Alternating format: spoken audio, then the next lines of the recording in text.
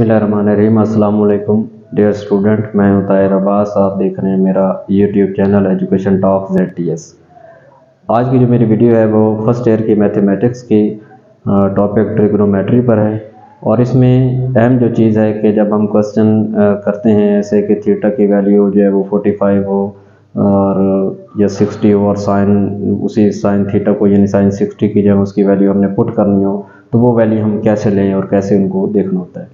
तो एक टेबल मैं आपको यहाँ पे बना के देता हूँ जो कि बहुत ही आसान है कि आप कैसे जो है वो ट्रिग्नोमेट्रिक वैल्यू जो है वो ले सकते हैं। तो एक आसान सा जो है वो टेबल है जिसको आप अच्छी तरह समझ लें। सबसे पहले तो आपने यहाँ पे एक कॉलम बनाना है इस तरह का, और यहाँ से आपने एक लाइन इस तरह ले लेनी है। और इसमें पहले कॉलम में आपने जो है वो ट्रिग्नोमेट्रिक जो फंक्शन है वो लिख देने हैं f, और यहाँ पे आपने एक और लाइन खींच लेनी है इस तरह की। तो हमारे पास जो ज़्यादा इस्तेमाल होते हैं ट्रिग्नोमेट्रिक फंक्शन वो हैं साइन, कॉस और टेन। अगर ये तीन बेसिक हमें इनकी वैल्यू का पता चल जाए तो बाकी हम इन्हीं से जो है वो निकाल सकते हैं। इसके बाद अगला जो कॉलम आपने बनाना है वो आपने बनाना है 0 डिग्री पर, कि 0 डिग्री पर आप इसकी वैल्यू क्या निकालते हैं। और नेक्स्ट जो आपने बनाना है उसमें आपने लेने हैं 30 डिग्री पर क्या वैल्यू आती है।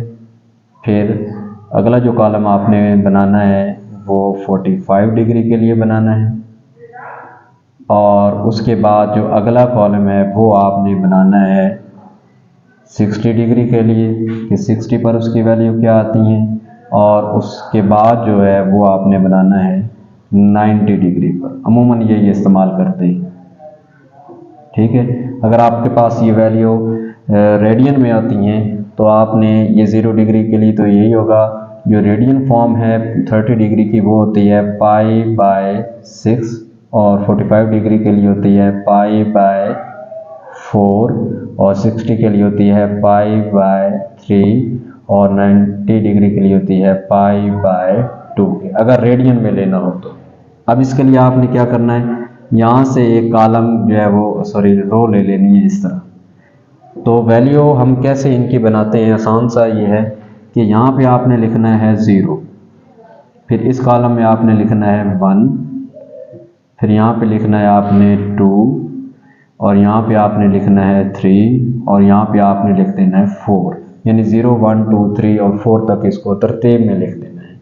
फिर हमने क्या करना है, ये जो वैल्यू लिखी है इनको 4 से डिवाइड करवा देना है। तमाम वैल्यू जो लिखी हैं उनको आपने 4 से डिवाइड करवा देना है। ऐसे 4 को डिवाइड करने के बाद अगले स्टेप में आपने क्या करना है, इनका स्क्वायर रूट ले लेना है इस तरह। तमाम वैल्यू का स्क्वायर रूट ले लेंगे इस अंदाज में, और इनकी वैल्यू फाइंड कर लेंगे। अब देखें 0 का जो स्क्वायर रूट है वो 0 होता है, 4 का 2 होता है। 0 को कोई भी डिवाइड करे तो क्या होगा, 0 होगा। मतलब कि साइन 0 डिग्री जो है वो 0 के इक्वल होती है। फिर यहाँ पे इक्वल लगा के 1 का स्क्वायर रूट लें तो क्या होता है 1, और 4 का स्क्वायर रूट लें तो क्या होता है 2, ये 1/2 हो जाएगा। और यहाँ पे 2 का स्क्वायर रूट हम निकाल नहीं सकते हैं, इसको आपने वैसे ही लिख देना है।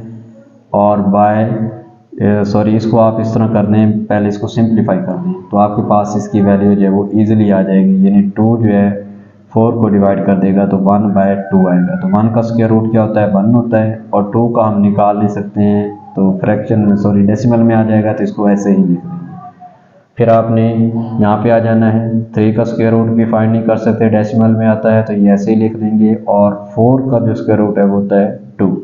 फिर यहाँ पे 4 को 4 से डिवाइड करेंगे तो ये क्या आएगा 1, और 1 का स्क्वायर रूट क्या होता है 1 होता है।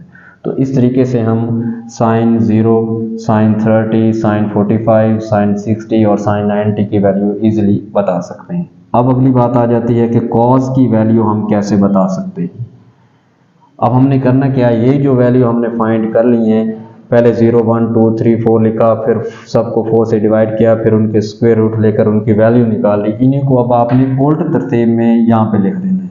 यानी एंड में अगर 1 निकला है तो यहाँ पे आपने क्या पुट कर देना है 1। तो इससे पता चला कि cos 0 क्या होता है 1। फिर 60 जो था वो 3 का स्क्वायर रूट बाय क्या आएगा 2 के, और ये वैल्यू यहाँ पे आकर कॉमन ही रहेगी 1/2 का स्क्वायर रूट, और यहाँ पे क्या आएगा 1/2, और यहाँ पे क्या आएगा 0।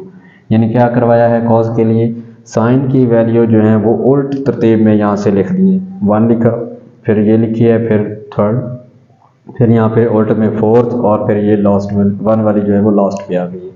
तो इस तरह cos 0, cos 30, cos 45, cos 60, cos 90 की जो वैल्यू है वो ईजिली आ जाएंगी। उसके बाद हम tan की वैल्यू कैसे ले सकते हैं, उसके लिए हमें क्या करना है, क्योंकि tan जो है वो इक्वल होता है साइन बाय cos के, तो साइन और cos वाली वैल्यू को डिवाइड करते जाओ तो आपके पास tan की वैल्यू निकल आएगी। तो 0 को 1 से डिवाइड करेंगे तो आपके पास क्या आएगा 0 आएगा, क्योंकि 0 को कोई भी डिवाइड करे तो 0 ही आता है। और अब यहाँ पे 1/2 और 3 का स्क्वायर रूट बाय 2 है, तो ये 2 इस 2 को कैंसिल कर देगा, तो यहाँ पे 1/3 का स्क्वायर रूट बच जाएगा। फिर यहाँ भी ये जो 2 का स्क्वायर रूट है 2 का स्क्वायर रूट कैंसिल कर देगा, 1 को 1 से डिवाइड करेंगे तो 1 आएगा। फिर यहाँ पे ये जो 3 का स्क्वायर रूट बाय 2 है उसको डिवाइड करेगा 1/2, 2 से कैंसिल, तो 3 के स्क्वायर रूट को 1 से डिवाइड करेंगे तो 3 का स्क्वायर रूट आ जाएगा, और 1 को 0 डिवाइड करेगा तो ये अनडिफाइन हो जाएगा, यानी इन्फिनिटी आ जाएगा। ठीक है, उसके ये हमारे पास था कि tan हम कैसे निकालते हैं। तो ये एक आसान सा तरीका है कि अगर आपको वैल्यू याद नहीं रहती हैं तो ये टेबल साइड पे बना के आप क्वेश्चन को आसानी से कर सकते हैं, और वहाँ पे जो साइन 30, 45, cos 45, 90, 10, 45, 60, 30 इनकी वैल्यू निकालनी हो तो आप इधर से देख के वहाँ पे आराम से जो है वो पुट करके उसको सिंप्लीफाई कर सकते हैं। तो उम्मीद करता हूँ कि आपको ये मेरी वीडियो पसंद आई होगी। अगर वीडियो पसंद आई तो लाइक ज़रूर कर दें, और जो न्यू विजिटर हैं उनको रिक्वेस्ट करूँगा कि वो मेरा चैनल सब्सक्राइब कर दें और बेल आइकन का बटन भी दबा दें, ताकि नेक्स्ट आने वाली वीडियो जो है वो आसानी तक आप तक पहुँच सके। अल्लाह ताला आपका हम सबका जो है वो हामी नासिर हो। अल्लाह हाफिज़।